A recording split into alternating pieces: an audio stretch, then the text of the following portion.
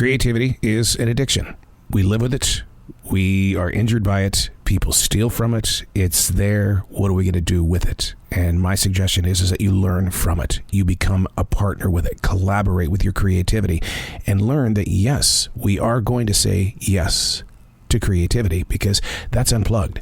Totally uncut is that we all make mistakes. So turn it into a tool. This is Arroe Unplugged. Man, it's kind of a quiet start today. This next 24-hour period, though, is going to be a little rough. But right now, as this day is beginning, it's kind of quiet. And I'm kind of getting into it. As the heart wakes, the rest of the soul feeds the imagination its daily dose of what is required. And as a writer, my choice is to always be aware through the art of listening. Now, most would accuse me of being hard of hearing, but that's never the situation. I'm extremely busy listening to everything else around me. It's usually several things at a time. From my blue crown conure softly singing just in the other room, to the air lifting heat into the space that I occupy because it's a near frozen morning.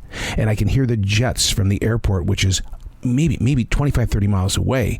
And yet it's collaborating with the bright red cardinals just outside my window. Being aware of what's around us puts each and every one of us in the presence of what is called now. This is mindfulness. Without it, we lose touch with time, including the days on the calendar. Now, some people might find that a little boring.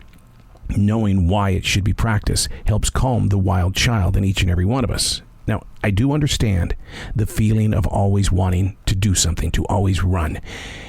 And then I find myself asking the question, so, what did you learn from this?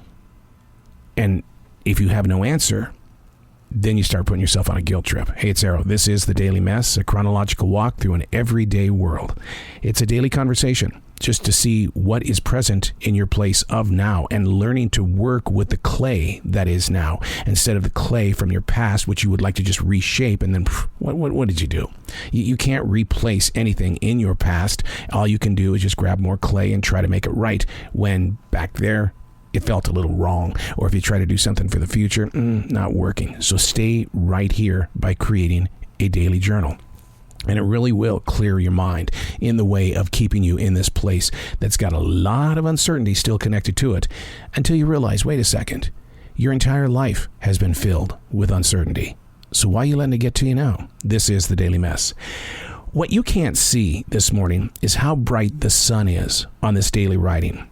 There are so many shadows that I can barely see through these shadows to find my writing. There's got to be a lesson here. The nib on this page, but the shadows of my hand overbear what is well lit.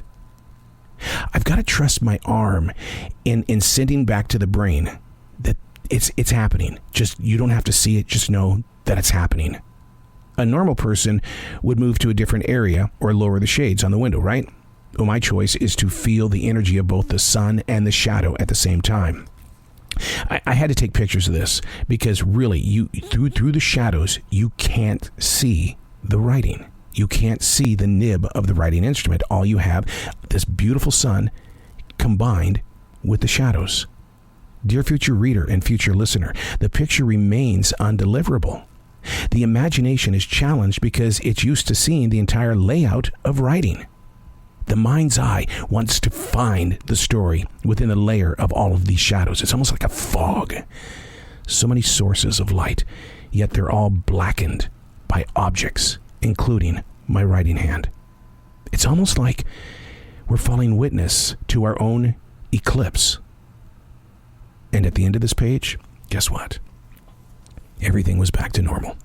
I could see the writing. We do that with our personal lives, is that we allow the shadows to control everything that we're doing, to convince my hand to keep writing, even though I could not see the page through the shadow. That was a lesson. That was, hey, look, we can make it through this place that we have dubbed darkness. And that's what we need to do, is that when you get into that moment where maybe something mentally is taking you down, keep pushing. There's always going to be change around every corner, and you've got to be able to take uncertainty and say, hey, you know what? I want to be your friend today, uncertainty, because I think if I learn more about why I'm uncertain, I'm going to gain access to an area where I am certain, and we're going to work together to make sure that we're aware of everything that is now in this present place.